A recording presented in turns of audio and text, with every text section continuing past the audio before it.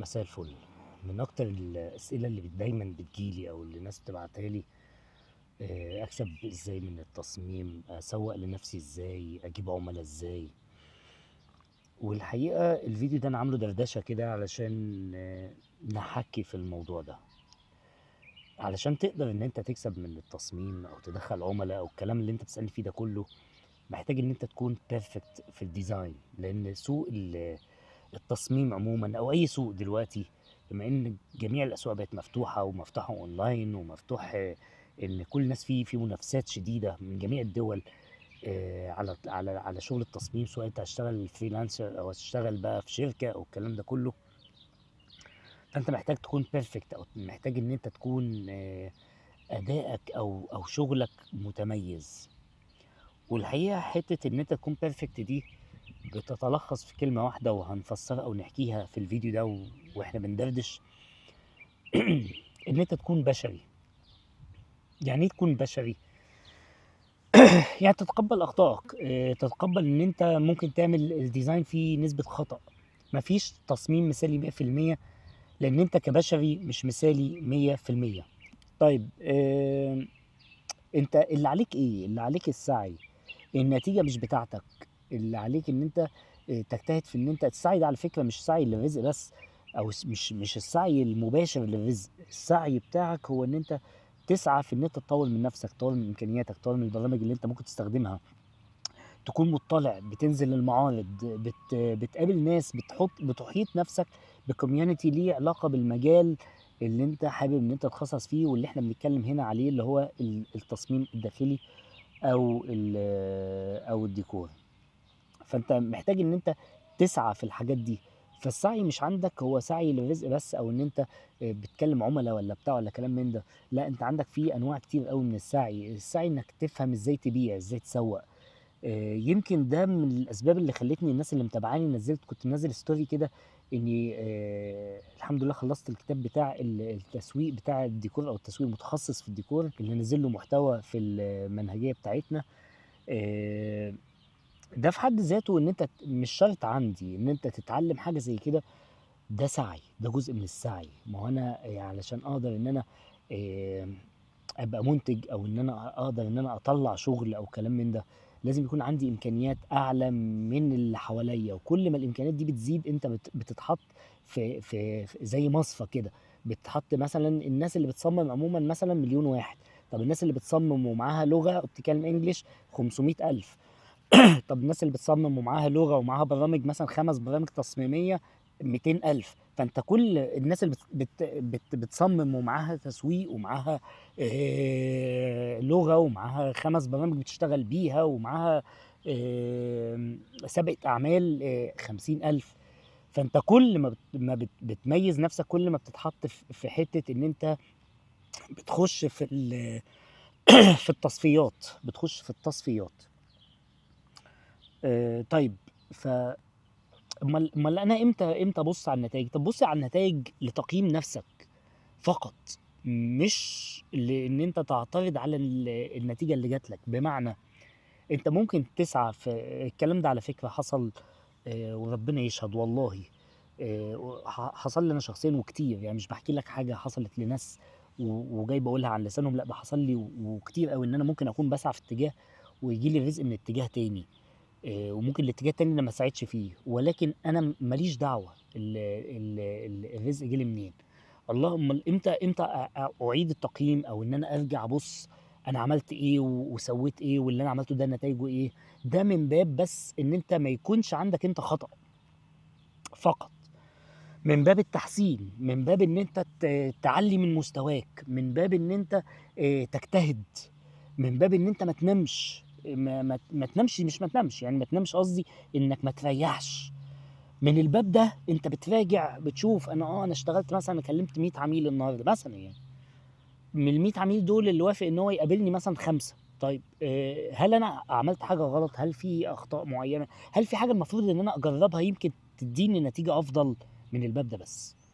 ولكن في النهايه النتيجه مش بتاعتك. النتيجه رزق من ربنا سبحانه وتعالى، وهو وعدك وكفل لنا الحته دي. فالحمد لله رب العالمين على ده. أنت كل اللي عليك إن أنت تسعى، فالسعي لازم يكون سعي صحيح. ما تروحش تفتح محل بتبيع فيه جبنة في الصحرا وتقول ما أنا هييجي لي رزقي، لأ، ما هو ربنا سبحانه وتعالى برضه ميّزك بالعقل عشان كده. إنك تفكّر وإنك تقول أفتح المكان فين، وإنك تختار منطقة فيها الناس قليلة أوي اللي بتبيع جبنة، وإن أنت تختار منطقة فيها ناس محتاجة الجبنة. ده كلّه التفكير في ده في حد ذاته سعي، ده اللي أنا باتكلّم فيه. طبعًا والله أعلى وأعلم، أنا باتكلّم من وجهة نظري الشخصية يعني عشان ما حدش بس يقعد يبعت لي في الcomments يقول لي كلام بايخ وبتاع وكلام من ده، أنا باكلّمك من وجهة نظري الشخصية يعني. أو من حُكم تجربتي أنا الشخصية. ده اللي أنا باسميه السعي صحيح، إنك تسعى بشكل صحيح. طيب هتقول لي طب ما في واحد تاني هو إمكانياته كذا، ده في حد ذاته هو كده سعي صحيح إن هو وصل للmaximum بتاع إمكانياته.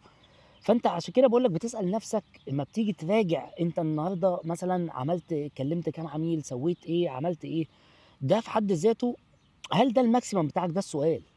ما هو الmaximum بتاعك غير بتاعي، غير بتاع فلان، غير عِلّان. هل ده الmaximum بتاعك بتاع القدرات والإمكانيات اللي ربنا سبحانه وتعالى مدّيها لك والّا أنت قصّرت في ده؟ طيب نرجع للنقطة الأساسية بتاعتنا اللي هي إزاي أكون perfect في التصميم. تكون perfect دي بإن أنت تكون بشري زي ما قُلنا وتتقبّل أخطائك وتتقبّل فكرة إن أنت بشري بإنك ما تحاولش إنك تكون مثالي بشكل يضغط عليك نفسيًا. كتير وأنا عارف إن في مصممين هيعلّقوا على الموضوع ده، ممكن نبقى إحنا بنعمل design وعندك كده حتّة في الباب إيه، يعني غلطة صغنّنة. أنت لسه في ربع المشروع الأولاني وأنت بتصمم، والباب وأنت بتصمم كده عندك فيه حتّة خط طالع زيادة تلاقي الdesigner بقى يعمل إيه، يسيب المشروع كلّه وممكن يضيّع يوم في إنه يحاول يحنتف في ضبطة الباب. النوع ده من الوسواس اللي عندنا كمصممين لازم تتغلب عليه. مش لازم تكون عامل الحاجة perfect أوي، خلّص الأساسي بتاعك وادّي أولويات، وبعد كده ابقى حنتف لو عندك وقت للحنتفة دي، واعمل جدول زمني لنفسك. هاصمم خلال قد إيه الجزء الفلاني، وخلال قد إيه هاعمل الرسومات، وخلال قد إيه هاعمل الإظهار بتاع الشغل بتاعي ببرنامج مثلًا 3D Max أو حاجة. خلال قد إيه هاطلّع الفكرة التصميمية، خلص الوقت خُش في اللي بعده، وإلا هتلاقي نفسك إن أنت لو عندك 10 حاجات المفروض تخلّصها في التصميم، أنت الوقت كلّه ضاع على حاجة واحدة. فأنا بالنسبة لي ما تدّيني 70% من كل حاجة أفضل ما تدّيني 100% من حاجة واحدة، في حالة التسليمات يعني. دي نقطة. تاني نقطة ساعات أقول لك على سِر كده والله العظيم باعمله كتير، ساعات التصميم ممكن من كتر ما هو أنت عامله perfect أوي يبقى شكله بلاستيك، شكله مش واقعي. يعني باتسأل كتير ولسه يمكن المصمم إسلام بدر عامل له فيديو قبل ده تقدر تشوفه على اليوتيوب. كان أصلًا سألني سؤال ويمكن ما جاوبتوش أوي فيه في الفيديو يعني، وقال لي: "هو إزاي أطلّع الquality أو يعني إيه رأيك في الquality بمعنى ذلك؟" ساعات الquality مش بالضرورة إن أنت تطلّع الحاجة sharp أو تطلّعها يعني accurate أوي أو دقيقة أوي، لإن الحقيقة ما بتبقاش كده. الحقيقة إن الصنايعي اللي بينفّذ ده مش مَكَنة، أنت عندك نسبة تفاوت أخطاء 5% أصلًا في الشغل. الحيطة يبقى فيها سِنّة عوجة، فساعات التصميم أمّا بالاقيه بلاستيك كده آجي أقوم أنا عامل إيه، أقوم معضعض الحيطة شوية في الdesign فده يدّي له واقعية. زي بالضبط لمّا بتيجي أنت كمصمم تفرش مثلًا فتحط الكرسي بوَرْد شوية أو تعمل الباب مفتوح موارب، ده إن أنت بتقتل الحتّة إن التصميم يبقى perfect علشان يبان واقعي، فيبقى perfect. فهمت أنت إزاي القصة دي؟ فأنت يعني عشان تبقى متميز ما تحطش على نفسك أو تبقى perfect في التصميم، ما تحطش على نفسك عاتق إن أنا لازم أبقى perfect. ده هيخلّيك تشتت نفسك وتبذل مجهود رهيب في حاجة ممكن ما تكونش هي دي اللي هتدّيك النتيجة التمام. بالعكس، خلّي الدنيا خفيفة كده وأنت شغال.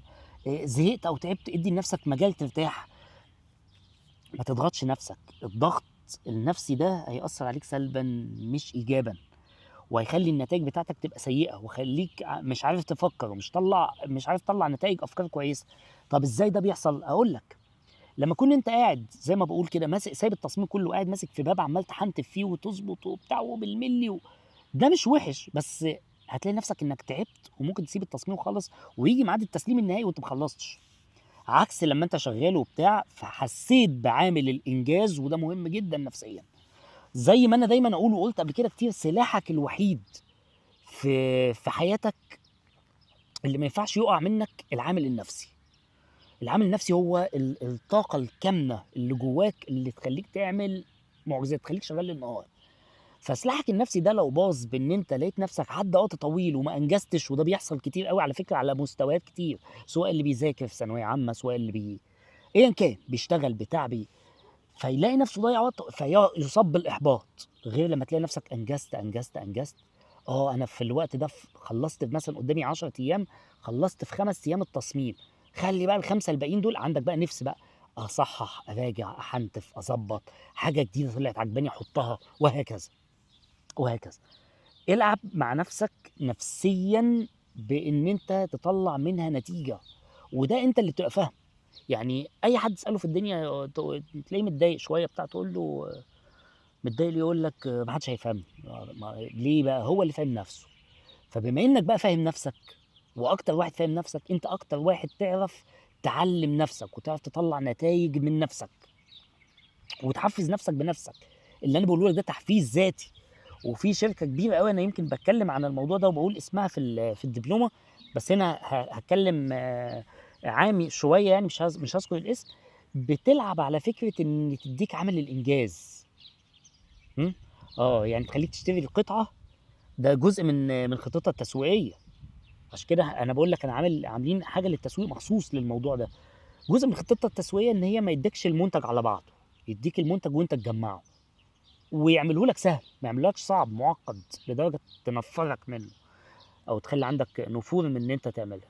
سهل، في تشالنج شويه، نسبه من الصعوبه، فانت تلاقي نفسك لما تجمع المنتج حسيت بعمل الانجاز. ده في حد ذاته نظام تسويقي يربطك بالشركه. الله، ليه ربطك بالشركه؟ لانه اشبع رغبه معينه عندك، وعلى حاجات معينه نفسيه جواك، خلاك تحس ان انت بتطلع نتيجه، فعايز تشتري تاني.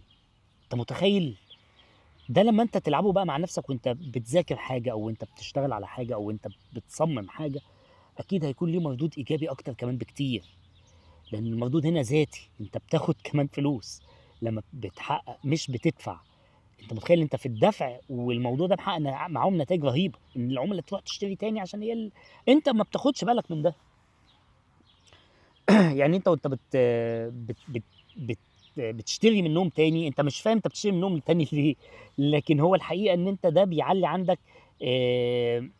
احساس او اشباع رغبه معينه، اللي هي رغبه ان انت انجزت، ان انت مبسوط بالكومبوننتس بتاعتهم وانت بتجمعها وبتاع.